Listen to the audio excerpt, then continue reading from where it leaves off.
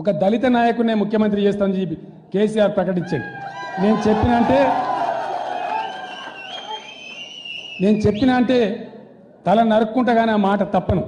జానకి కత్తందుకో జానకి. 1,00,000 ఉద్యోగాలు తెలంగాణ యువకులకు వస్తాయి అధ్యక్ష. మనం చాలా కార్యక్రమాలు పెట్టుకున్నాం. అందులో ఎవరికి ఎటువంటి అనుమానం అవసరం లేదు. డెఫినెట్ గా 1,00,000 ఎంప్లాయ్మెంట్ రాబోయే 2 సంవత్సరాలలో తెలంగాణ యువతకు వస్తుందని చెప్పి నేను హామీ ఇస్తా ఉన్నా అధ్యక్ష. నేను చెప్పిన అంటే తల నరుక్కుంటగానే ఆ మాట తప్పను. జానకి కత్తందుకో జానకి. మిషన్ భగీరథ ద్వారా ఇంటింటికి నల్లా ఇచ్చి నీళ్ళు ఇయ్యకపోతే నేను ఓట్లు అడగా. కత్తందుకో జానకి.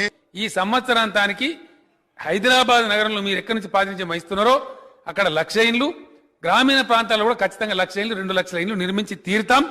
2,00,000 ఇండ్లు నిర్మించకపోతే ప్రజల దగ్గర ఓట్లు అడగం. నేను చెప్పిన అంటే తల నరుక్కుంటగానే ఆ మాట తప్పను. నా రక్తం మరిగిపోతుంది జానకి. కత్తందుకో జానకి. 2 లేదా 3 ప్లేసెస్ లో వీలైతే ఒకటే చోట జర్నలిస్ట్ అందరికి కూడా ఇంటి జాగాలు రాబోయే, మా పల్లెలో కూడా ఇక్కడ కనపడతా ఉన్నాడు, రాబోయే 20-25 రోజులలో ఆ ప్రాసెస్ కంప్లీట్ చేస్తాం.